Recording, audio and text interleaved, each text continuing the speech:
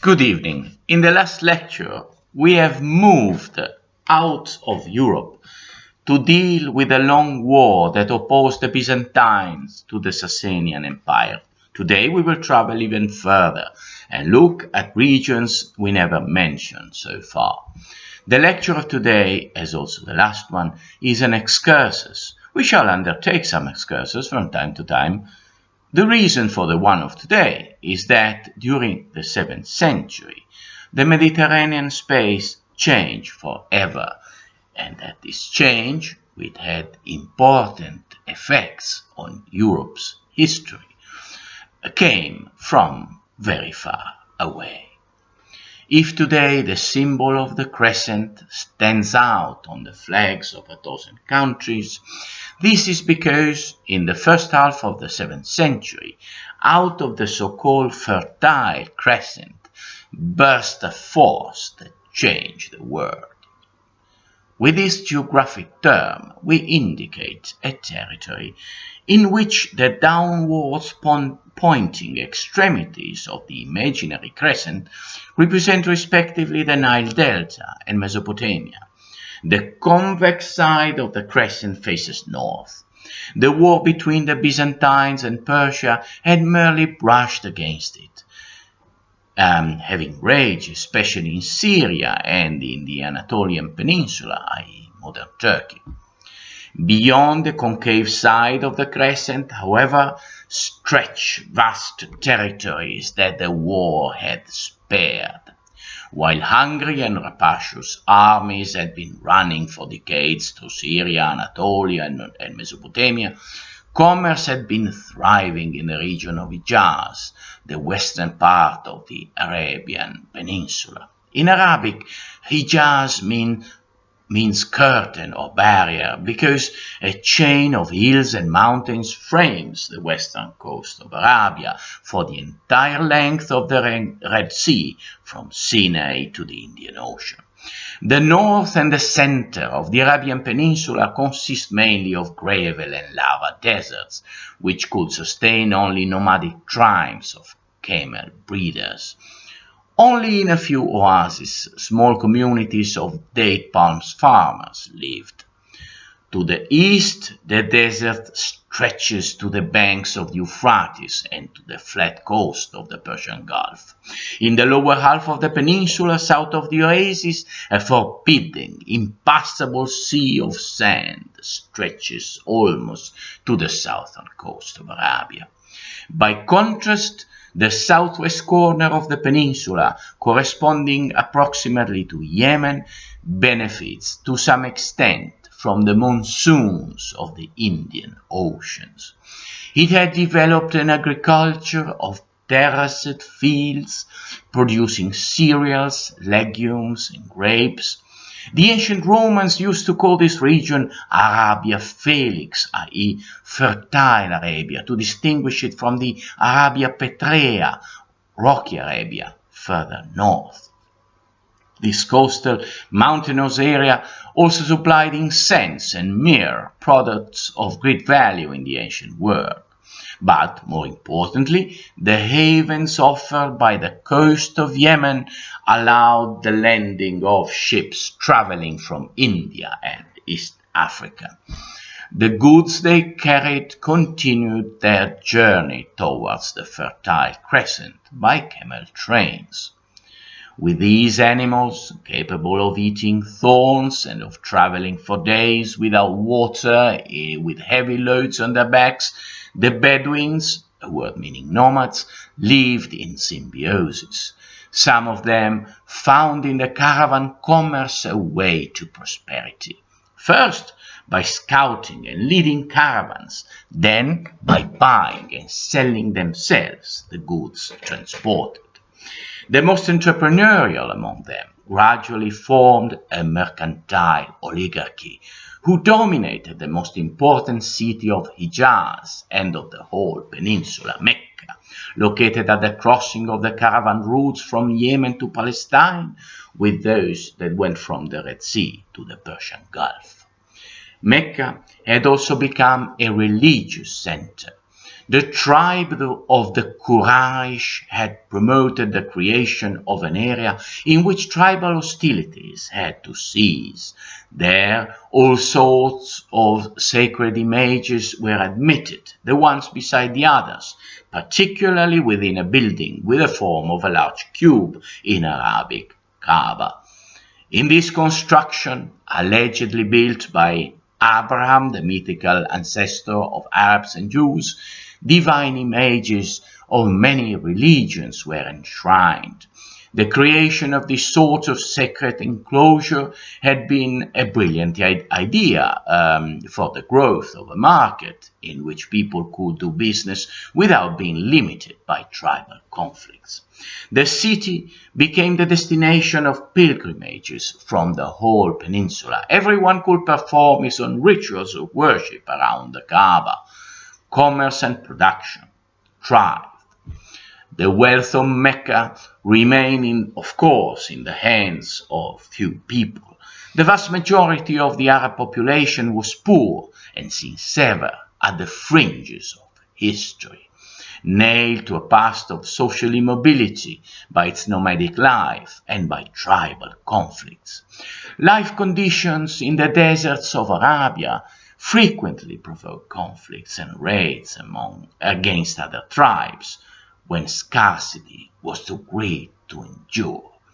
Because of the impossibility to produce goods, the creativity of the nomads expressed itself mostly in warfare or in poetry and eloquence, talents consigned to a purely oral culture. However, economic development always carries social changes with it. Ways of life crystallize over millennia start being questioned.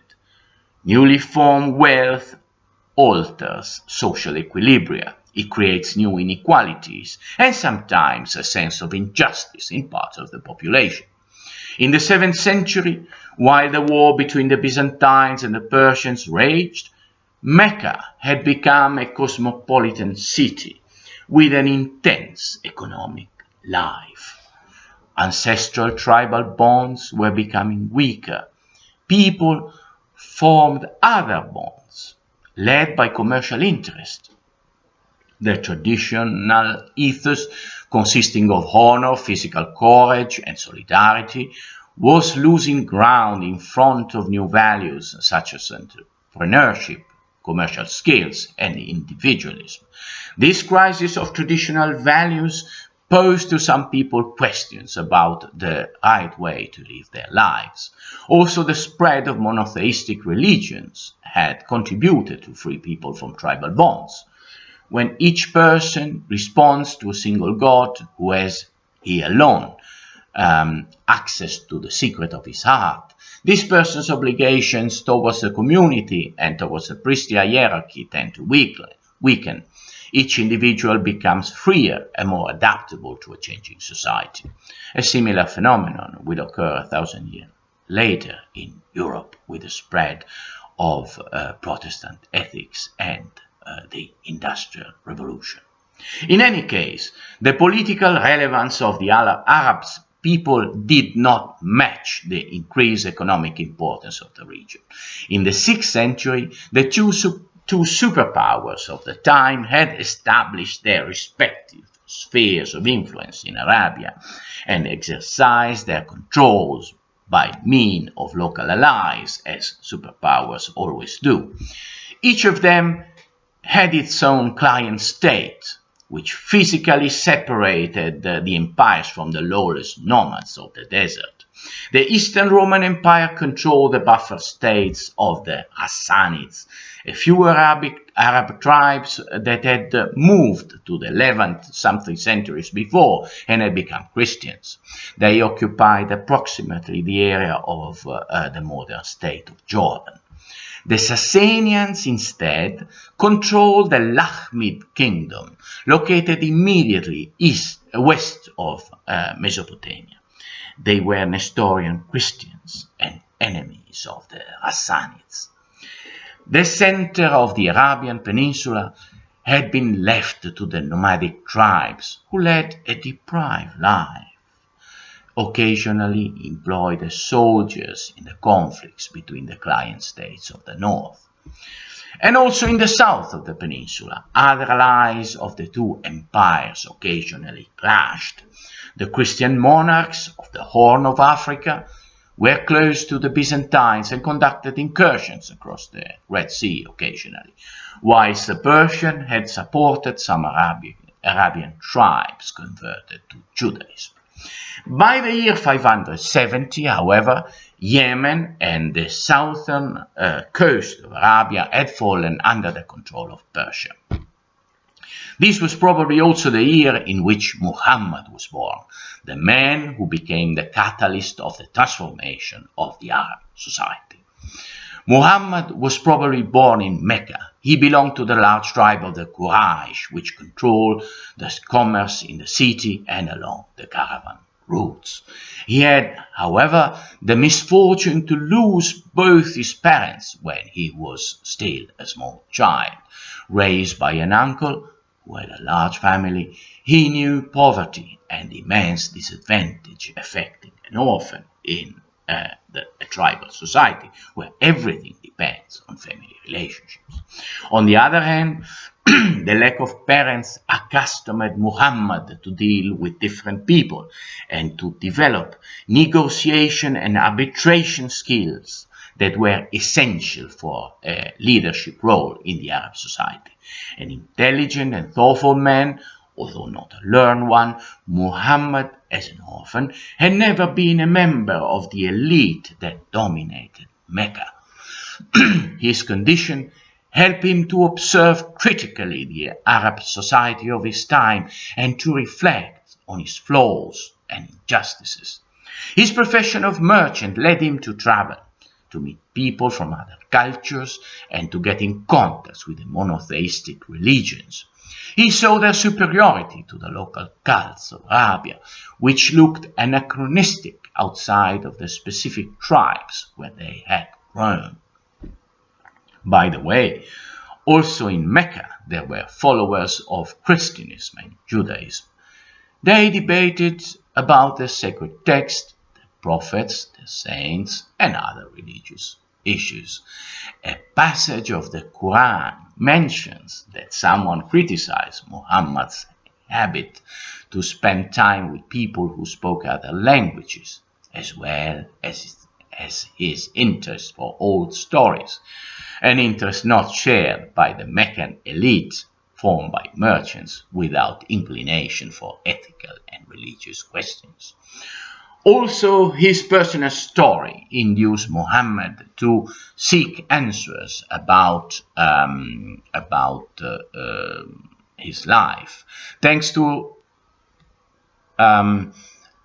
his own destiny. Thanks to a marriage with a rich widow, 15 years older than him, Muhammad had found economic security. However, he soon lost the 3 sons born from this marriage, a terrible loss aggravated by the fact that the lack of male heirs was regarded as a calamity in the Arab society.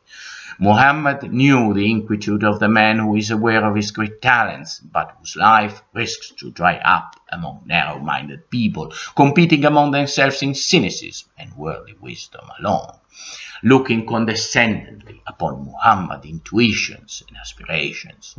In his quest for answers, when he was about 40, Muhammad took the habit of withdrawing from his fellow citizens and spending days on the barren mountains outside Mecca, in whose caves hermits and mystics used to retreat. There he found the isolation that helps people with strong personalities and great intellectual resources to disentangle themselves from popular beliefs and from the influence of the lazy minds of those around them, and to develop their own conception, guided solely by the consistency of a logic that, once explained, will later conquer many others. In 609, Muhammad started to tell his wife and relatives about the shocking visions he was having out in one of those caves. A divine being, a messenger, successively identified with the angel Gabriel, had ordered him to read aloud a few sentences. These perturbing messages continued. They were recited, occasionally written on tables, on bones, on palm leaves, or memorized within the circle of Muhammad's relatives, servants, and friends. The revelations would continue for 23 years until Muhammad's death, after which these fragments were eventually ordered in a book, the Quran, which means the recitation. The Quran is a book of several hundred pages divided in 114 surahs or chapters, ordered from the longest to the shortest ones. The length varies from a couple of lines to over 20 pages. In general, the longest surahs are the latest one. This means that the order of the book is opposite to the chronological one. These structures makes the reading of the Quran not easy for those who haven't studied it since childhood, because we are all used to find in books a narration, or at least a chronological or logical development from the first page to the last. Instead, each surah is, so to say, a story in itself, although they are all dominated by recurrent subjects. In each surah, God himself speaks, the God of the Judeo-Christian monotheism, of whom Muhammad must carry the message. Also, the term Allah simply means God, the only God. It's the same God of the biblical prophets, the one proclaimed by Jesus. But Muhammad will be the last of all prophets, the carrier of the final warning to mankind. The style of the Quran is, especially in the early surahs, often fragmentary, constantly pressing, charged with emotions, with some powerful images, sometimes fear-inspiring ones. God's design are inscrutable. They lie beyond human understanding. However, in this strange text, emotion make their way through the limitation of the merchant's expression. Disappointment for human ingratitude, indignation for injustice, compassion for the poor. This empathic communication to the reader might be one of the secrets of the immense influence that this book has had on billions of people over many centuries. By contrast, the latest surahs are drier in content and style, because, towards the end of his life, Muhammad was continually busy with political and administrative problems. He was in fact running a state. The content of the Quran is unsettling. The subject of the Last Judgment is evoked in nearly all surahs. The day when each human being will wake up from death and appear before God to be confronted with the record of all his deeds.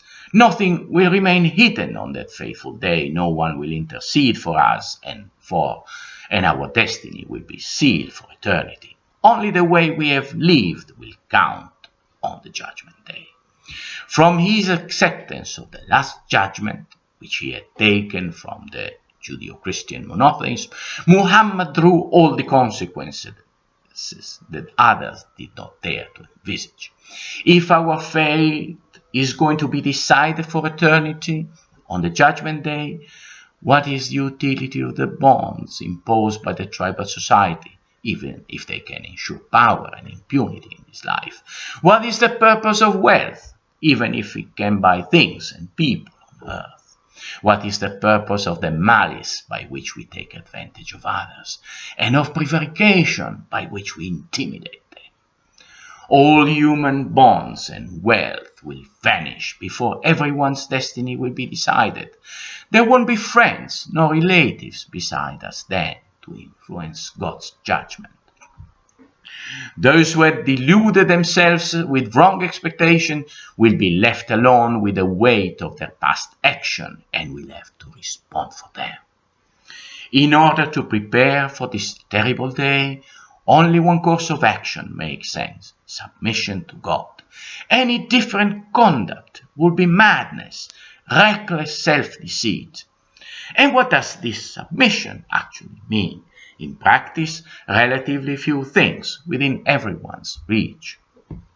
The acceptance of the uniqueness of God, the daily prayers as an acknowledgement of submission to Him, donations to the poor, fasting during the month of Ramadan, and the Hajj, the pilgrimage to Mecca, at least once in one's life. These are the 5 pillars of Islam.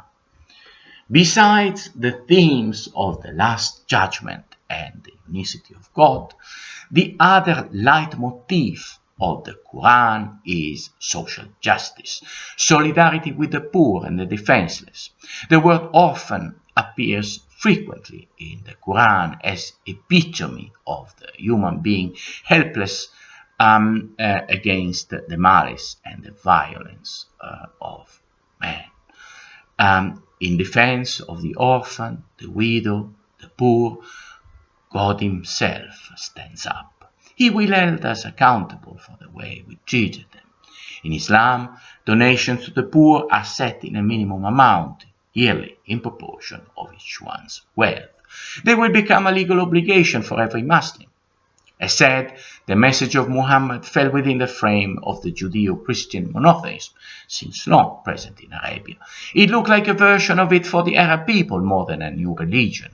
It was a leaner and more essential version, freed of incomprehensible Trinitarian and Christological disputes that had been producing councils, heresies, and schisms for centuries within the Christian community. It did not carry the burden of a clergy, and it looked as a moderate version of the Judeo-Christian creed, requiring a code of conduct within everyone's reach, certainly not perfection, nor withdrawal from the word. And yet, the message of Muhammad turned out to be groundbreaking, revolutionary. The Arab society was a tribal one, composed either by nomads or by people whose ancestors had been nomads a few generations before. Their ethos was not much different from that of the Bronze Age warriors described in Homer's Iliad. Their code of conduct consisted in tribal customs and expectations, dominated by honor and physical courage, by tradition and submission to clans' chiefs. The message of Muhammad wiped that out entirely. It went to the essence of human destiny. One day, everyone will find himself alone before God, and his destiny will be sealed for eternity. Therefore, only compliance with God's will counts. Unconditional submission to Him. This submission is Islam. At this point, all distinction between human beings fade before the only relevant one. The one between those who submit to God and those who don't. Among the first ones, peace must reign. The notion of the Ummah began to form, the community of the believers, in which fraternity rules and every conflict is solved by reference to the Word of God. The relationship between the believer and the Ummah is strong. The Arabic word Ummah means mother. You can compare this term with the Latin word patria, fatherland. In Islam, one belongs to the community of the believers not less than to the land of his ancestors. In Mecca, this community counted only a few dozen members. Initially, the society of Mecca regarded it with skepticism and derision because it included slaves and deprived persons. Later on, the presence of this community began to annoy the city's oligarchy because it detached young people from their families and proclaimed the fallacy of tribal values and gods. The chiefs of the clans attempted to find a compromise, but Muhammad insisted in refusing to acknowledge any role of the local gods in his theology, not even a subordinate one. By the way, the Prophet's message implied a disrespectful conclusion that the ancestors of the Quraysh had been consigned to hell because they had not embraced the message proclaimed by the previous prophets. Eventually, the small community of Muhammad was ostracized, and some of his members suffered acts of open hostility, which culminated, as it seems, in an assassination attempt targeting the Prophet himself. As a result of this hostility, in the year 622, Muhammad left for Yathrib, a town located in an oasis 340 kilometers north of Mecca. He became later known as Medina, from the Arabic word Medina, meaning city. With the Hijra, from the Arabic word Hijra, immigration, in the year 1 of the Islamic calendar, Muhammad could cut all relationships with his own tribe and enter into a completely new situation. He had carefully organized this move during 3 years and had carried it out prudently, almost furtively. He had been accepted in Yathrib because of his reputation of arbitrator, as the local tribes needed to overcome their contest in order to confront a large Jewish community. Since the Jews had the habit of quoting their scriptures to prove how God supported them already against other people, the idea of opposing a sacred text to them appealed to the Arabs of Yathrib and led some of them to convert to Islam. A conversion was an easy step to carry out, consisting of a few formal acts performed in front of witnesses. Thereby, a theocracy saw the light in Medina, a state governed by Allah himself, who spoke through his prophet. The decisions of Muhammad were in practice indistinguishable from those of God, as it appears from his surahs, dictated until his last days, when the prophet was running a state and had drawn upon himself executive, legislative, and judicial powers. As said before, initially, Muhammad's preaching appeared a proclamation of the Judeo-Christian monotheism to the Arab people more than a new faith. In the Quran, Christians and Jews are the people of the book, in contrast to polytheists, to the unbelievers. Among the first joining the Ummah, there were also a few Christians. Only gradually, Islam appeared as a new religion. Some of its difference with the other monotheism favor its diffusion. One of them was the absence of any intermediaries with God, apart from the Prophet himself, of course. But the Prophet was only a man without supernatural powers. No acts of worship will be due to him before or after his death. There were no divine figures beside God, no interceding saints, no sacred relics, the influence of which could be beneficial for reaching heaven. There was also no clergy to filter the word of God. Each believer got in direct contact with God in his prayers and exercised his own free will in interpreting and dealing with his message. Furthermore, each believer was part of a community where distinction of birth lost importance, and in which the poorest members concretely benefited from the solidarity of the Ummah. The zakat, the tribute that is one of the 5 pillars of Islam, went entirely to them. Another difference between Islam and the other monotheistic religion is that its precepts are few, clear, and at everyone's reach. The new religion did not encourage withdrawal from the world. It did not burden the believer with the concept of an original sin stemming from Adam's disobedience to God. It did not require from him a continual examination of conscience, nor a confession for the small sins which we incur every day. It is a religion of compliance with few requirements, clear and binding for everyone. Those who comply with them can look confidently to an eternal reward. Other differences between Islam and the previous monotheism are the results of the historical circumstances in which the respective religious community grew. Christianism had grown within semi-clandestine communities. The state was extraneous to them and frequently hostile. In the Roman Empire, the state and the church had lived separate lives, although they had gradually learned to coexist. But in the Arabia of the 7th century, there was no state, only clans and tribes which shared control on territory and resources by means of wars or negotiations. They kept a minimum of public order by the law of retaliation, an eye for an eye system enforced by the clans of the victims. In Lecture 7, we have described a similar system in force among Germanic tribes before the Edict of Rolle.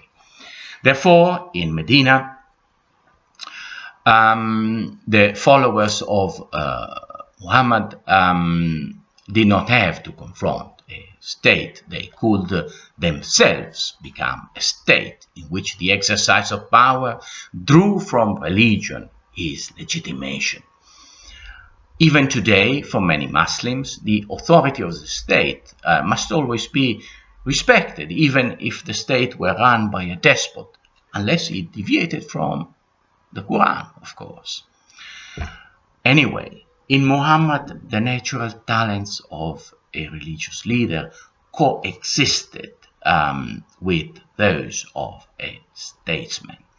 In Medina, the 5 pillars of Islam became established, and the identification between state and religion was completed. Initially, the Muslim community was small, a few hundred people, most of whom had lost their possession in consequence of the Hijra. However, in Medina, the Ummah had finally obtained a gathering place. Its members could finally pray together undisturbed near the modest house of the Prophet. The symbolic force emanating from these collective prayers, from the coordinated movements and the visible unity of the believers, exercised an attraction on the inhabitants of Medina, who felt divided and weak with respect to the Jews. In pre-Islamic Arabia, there was nothing like these collective prayers. Even today, the vision of the Islamic believers, bowing and standing up together in perfect coordination, delivers a very powerful message to our minds. As said, the Jews made almost half of Medina population. They were also divided into tribes and lacked a single leader. In a document dating a couple of years after the Hijra, the so-called Constitution of Medina, Muhammad, who covered the role of arbitrator among the local tribes, established peaceful relationships between the Ummah, its Arabic sympathizers, and the Jews. Both the followers of the Prophet and the Jews were free to perform the rites of their own religion. The Quran and the arbitration of Muhammad would help in solving the disputes. The Constitution of Medina is an interesting document. In it, not blood ties count, but the voluntary bond to the community of the believers. After this pact, Muhammad continued to cement the peace among the Arabs, for instance by making use of a pre-Islamic ritual, which allowed, by a ceremony involving the mix of blood, the establishment of fraternity relationships between men of different tribes, a fraternity which included inheritance rights. In this way, Muhammad reinforced the positions of those who had followed him from Mecca and had thereby lost their properties, integrating them with the Arabs of Medina. In the Constitution of Medina, freedom of worship had been granted to the Jews, but they were not part of the Ummah. Over the years, the lack of unity among the Jewish tribes proved fatal to them. When conflicts with Muhammad's followers eventually arose, for instance, when these started to turn towards Mecca instead of Jerusalem in their prayers, first one of the Jewish tribes was exiled. After a couple of years, another one. The members of a third one were killed or enslaved as suspects of treason during an attack carried out by the people of Mecca, and so on. Within a few years, the community of Muhammad took full control of Medina and of the surrounding territory. Muhammad's community was dominated by the thought of coming back one day to Mecca, where the emigrants had left their families and possessions. Soon after the Hijra, he started to rob caravans of the Meccan polytheists, who had then to gather an army and attack Medina a couple of times, with alternate fortunes. In the meantime, Muhammad extended his influence on other Bedouin tribes and subdued other Jewish ones by allowing them to live and work in the village they once owned, but extracting revenues from them. The community of Medina by then provided with certain military experience, and became more rich and powerful, and it began to exercise a gravitational attraction on the Arab tribe of Hijaz. Muhammad also conducted an intense diplomatic activity, writing to the monarchs and local chiefs of his time. One of his letters irritated Khosrow, and he tore it up and sent a couple of people to find out who Muhammad was. Gradually, the Prophet formed alliances and isolated the Meccans. He enjoyed credibility as arbitrator and was an outstanding negotiator, flexible and at the same time firm on important issues, those that would count in the long run. In 628, when he tried a pilgrimage to Kaaba, the commander of the Meccan forces, Khalid bin al-Walid, who had already defeated the Prophet in a battle a few years before, barred him the way. Muhammad then negotiated a 10-year peace and accepted to return to Medina, to the condition that he would be authorized to make a 3-day pilgrimage to Mecca in the following years. It was a clever move because, although it might have looked like a retreat, it allowed Muhammad to reappear after 1 year in Mecca with 2,000 followers and to show the strength and the cohesion of the Ummah. On that occasion, the Prophet took also the opportunity to marry an aunt of Khalid bin al-Walid, who, a few months later, paid her a visit in Medina. There, he converted to Islam. Muhammad could be flexible and diplomatic, and he knew how to pick up his men. Khalid bin al-Walid would soon become the greatest military commander of the Islamic expansion. After forming several alliances with nomadic tribes, attracted by the fame of his growing power, in 630 Muhammad returned to Mecca with an army. The Meccan troops, instead of fighting, agreed to negotiate, and he triumphantly entered the city. The population expected the worst, but Muhammad simply ordered the destruction of the idols in the Kaaba, sparing only a few images of the Virgin Mary and of Jesus. The relief of the citizens of Mecca for Muhammad's clemency provoked many conversions in the course of a spectacular ceremony. After a few days, the Prophet left for Medina, the largest city of the Arabian Peninsula, had now sworn allegiance to him. A few months later, also Taif, the third most important center of Hijaz, and since the beginning hostile to Muhammad, surrendered to him. In the months that followed, a domino effect took place in Arabia. The nomadic tribes submitted one after the other to the Prophet. Several towns of the south converted as well to the new religion, as people began to saw in Muhammad the man who could unify the Arab people. As we have seen in the last lecture, in 630, the year of the Prophet conquest of Mecca, the Byzantine Emperor Heraclius returned to take possession of Jerusalem after defeating the colossal empire of the Sasanians. It was a moment of triumph for the Byzantines, who had endured the longest war of their history. They had no idea of the events that were brewing in Arabia. In 632, after a last visit to Mecca, where the prophet parted from the crowd with a memorable speech in which he recommended the unity of the Arab people and entrusted to them his book, Muhammad died at the age of 62.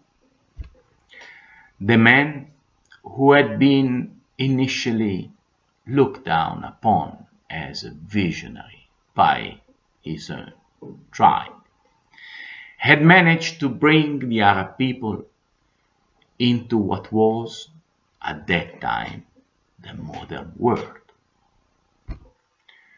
He had given them a more socially advanced religion, ready to propagate like wildfire in the world. With an exceptional combination of foresight and pragmatism, by using negotiation more than military force, he had unified the tribes of Arabia, preparing them for new undertakings, giving them a purpose so ambitious, a hope so transcendent, that their centuries-old rivalries would soon fade in its glare. The prophet left his legacy in the hands of exceptional men who will lead the Arab people to unprecedented conquests. But we shall keep this for the next lesson. For now, thank you for your interest and see you soon.